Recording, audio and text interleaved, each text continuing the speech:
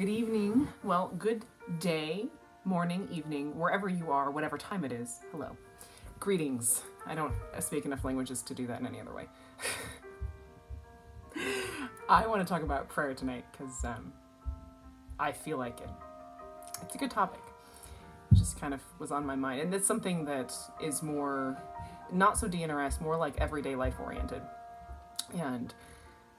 Or obviously for people who believe in God, everyday oriented, not DNRS specific. So let's dive in. I never understood what prayer was. I did it as a child, but I didn't understand what it was. And it's kind of a confusing, pardon the frog in my throat. It's a kind of confusing concept for a lot of people. And I'm Catholic, so I'll be giving my perspective from my background, being Catholic, and the combination of that plus doing DNRS and what I've learned from DNRS.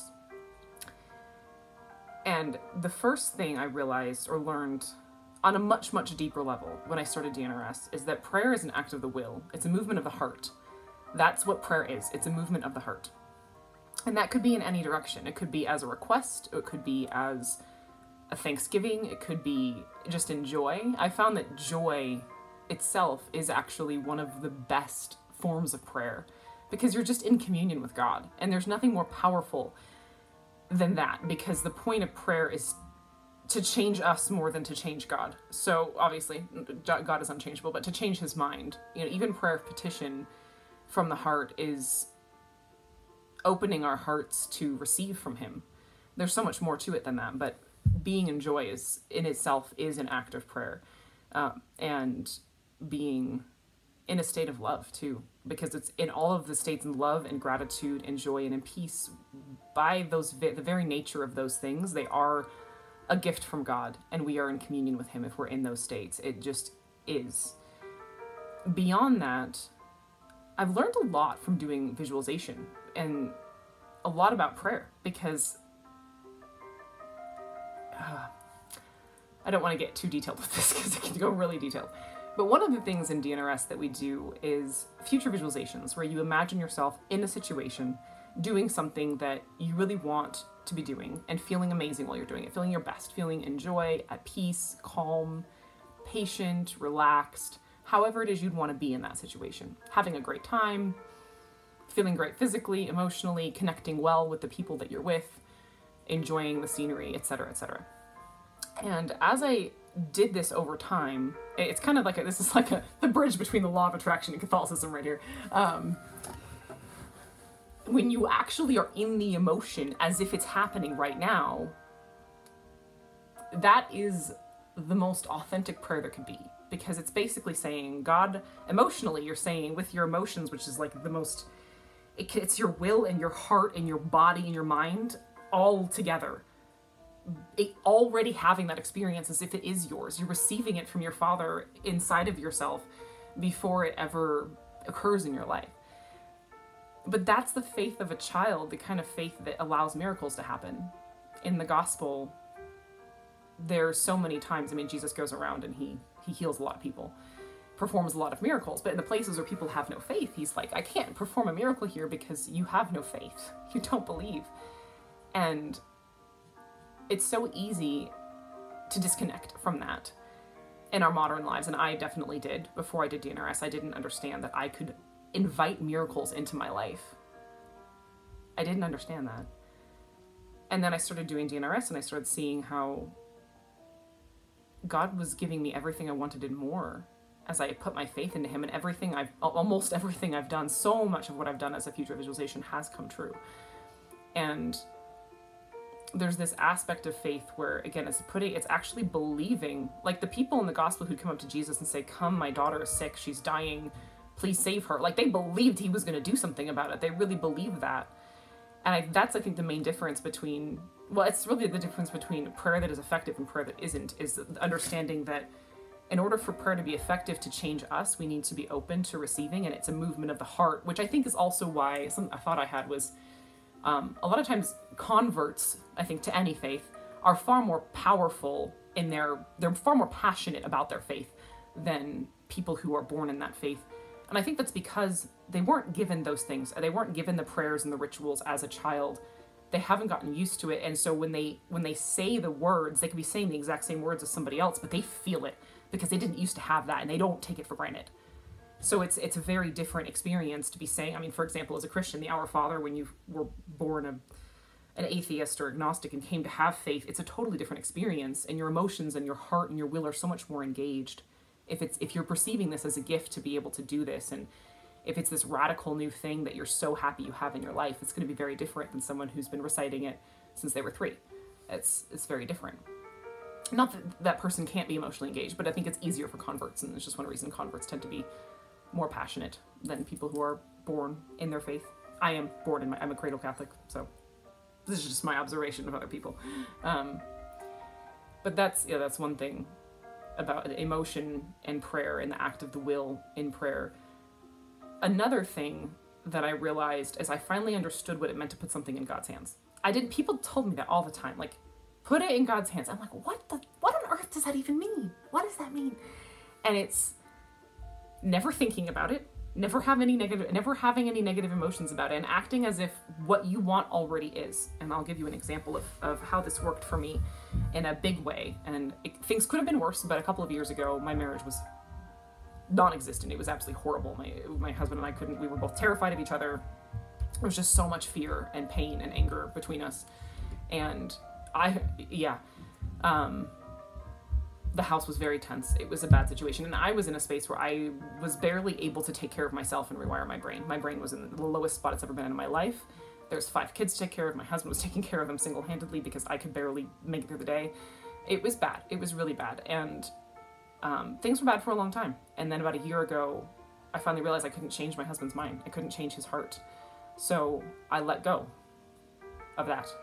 And I was like, okay, God, if you're going to change my husband, I mean, his heart's between you and him. I can't do anything about that.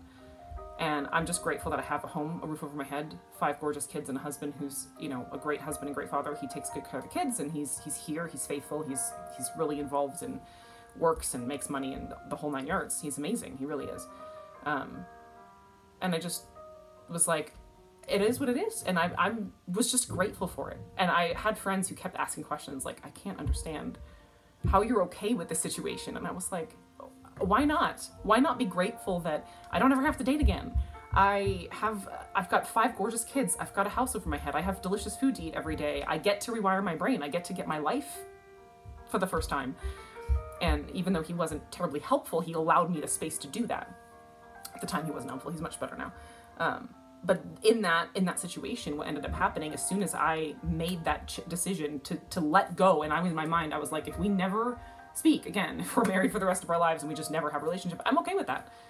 I'm going to focus on what I can do as me, as an individual in my life to make change and let his stuff be his stuff and stop trying to make him love me, stop trying to make him like me, stop trying to fix the situation.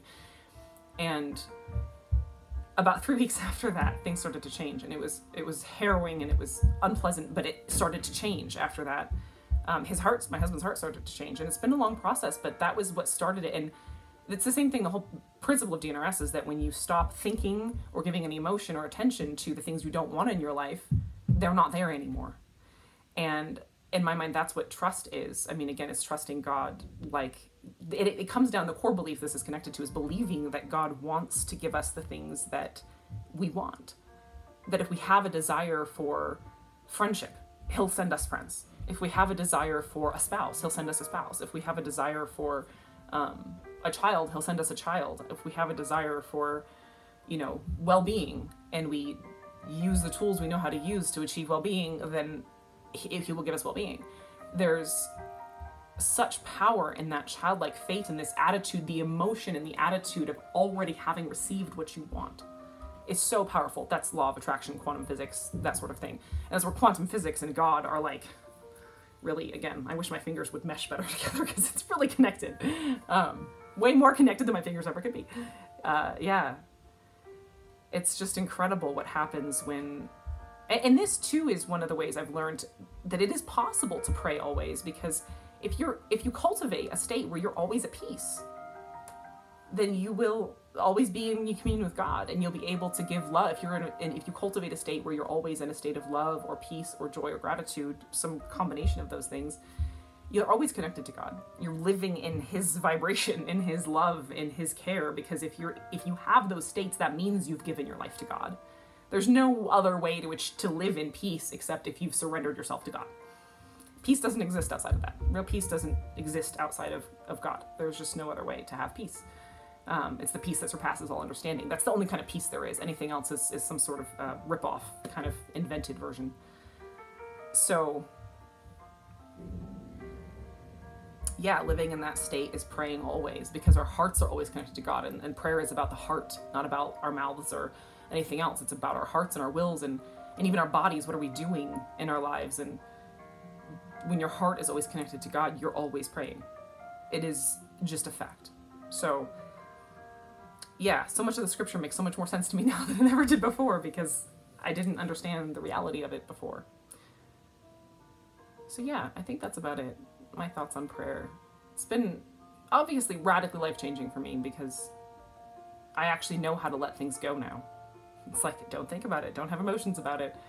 You know, really put it in God's hands and say, like, I'm going to live my life right now as if everything's amazing, because it is. It's based on this principle of understanding that even in that situation with my marriage, that in that situation, acting as if everything was okay, because I knew in the big picture, everything was okay. You know, my life isn't in my hands. It's in God's hands. So therefore everything's okay. I don't need to know the outcome to know it's going to be okay. I know God, so I know it's going to be okay. That simple.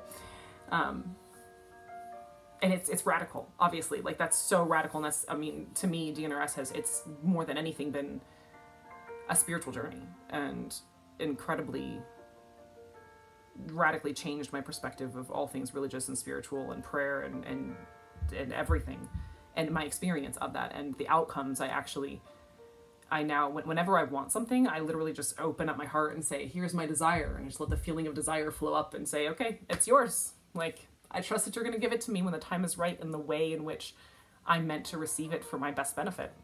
And that's it. And it works every time. Like, I go through phases where I really want friends. And so just let that feeling, like the desire, kind of wash over me and give it up to God. And he's given me, like, I did that last year, and he gave me a friend who just blew my mind, turned my world upside down, inside out, totally changed my life for the better, really assisted my recovery, and is still just a fantastic, strong, beautiful, amazing friend. So after that experience, I was like, how could you give me one friend who's like, I didn't imagine that so many things I needed could come in one person. I was like, how is this? Yeah, crazy. So I am curious. Thoughts, questions, discussion, experiences. I like hearing about miracles. And yeah, one thing I do want to repeat is this idea that it takes that kind of absolute radical faith. That's the only thing that makes room for miracles. God can't have his way to perform miracles if we're trying to micromanage a situation. It's only when we're in that state of absolute radical childlike faith that he can really work in our lives in the most amazing way and perform miracles. And it requires that we surrender and stop trying to prove that we're good enough by doing it ourselves and say, okay, clearly what I'm doing isn't working. Just provide me with a miracle. I'm ready for change, and just accept it as a gift and be able to receive that in and of itself. That's where we have to change in order to receive the miracle and have the faith so that God can perform the miracle and we can receive it. It's a dance. It really is. So yeah, I'm curious. Thoughts. All that good stuff. So much love, my friends. Mwah!